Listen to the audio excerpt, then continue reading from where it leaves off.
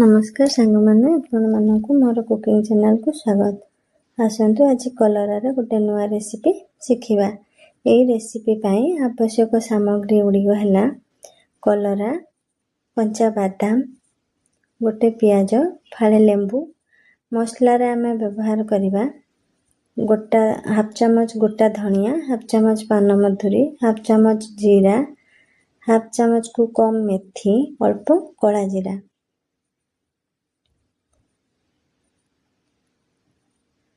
ता सहित आम नवा किछि हलदी गुंड, लुण और लंका गुंड।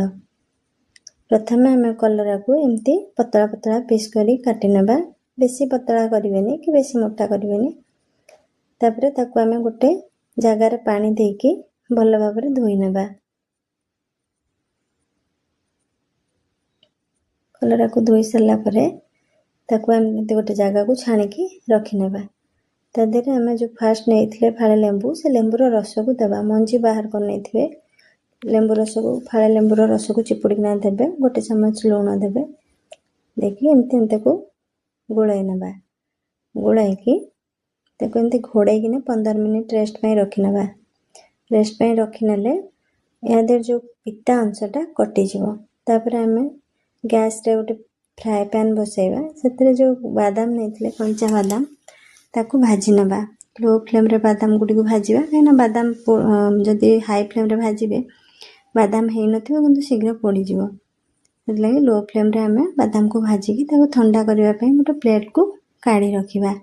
सेम फ्राए पैन ले आमे से जो गोटा मसला गुडी को नेथिले ताकू भी भाजी नबा।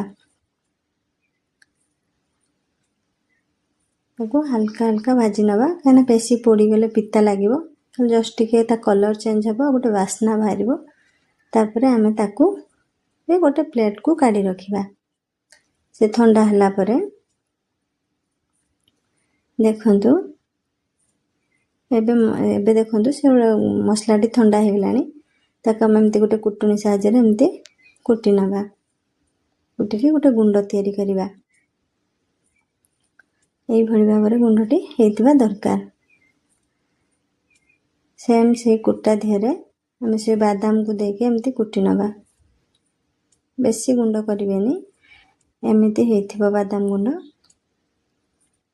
ताकू काढ़ी रखिबा।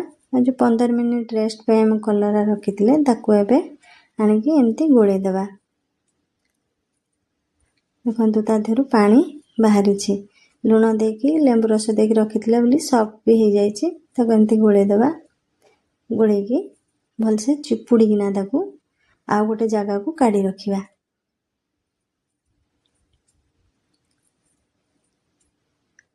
एमती गोटे प्लेट रे काढ़ी रखिबा।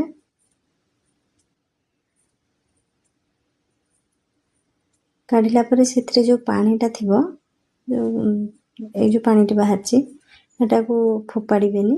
एटा को पी नेबे। एटा देह पय भी भलो। तो खट्टा और पिता और लुणिया रे गोटे फ्लेवर थिबो, टेस्ट भी लागे। एटा को पी नेबे। तापरे आमे कढ़ई गोटे बसैबा। कढ़ई रे किछि रिफाइंड ऑयल देबा। रिफाइंड ऑयल गरम होला परे सेथरे आमे किछि पंच फुटण पकेबा। तो कटा होइतबा पियाज पकेबा। पियाज हल्का फ्राई होला परे तार गोल्डन ब्राउन कलर हल्का गोल्डन ब्राउन कलर होला परे सेथरे आमे जो काटी रखितबा कलरा को ताकू दे देबा। कलरा टिके हाफ चामच लुण आउ हाफ चामच हळदी गुंड पकाई के गोळेई नबा। गोळेई ताकू भल से कवर करी घोड़ेई दबा। सिझिबा पई हम ताकू किछि समय छाडी दबा। लो फ्लेम रे रखिथिबे।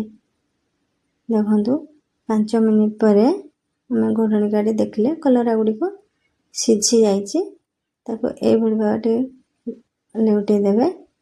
लेउटेला परे देखंतु ए भलिया हेतिला समय रे हम तदर गुंड मसला दबा। प्रथमे काश्मीरी रेड चिली पाउडर दबा ना कलर भलो आसीबो। ए समय रे देले काश्मीरी रेड चिली पाउडर देला परे से जो बादाम गुंड आमे रखिथिले ताकू दे दबा।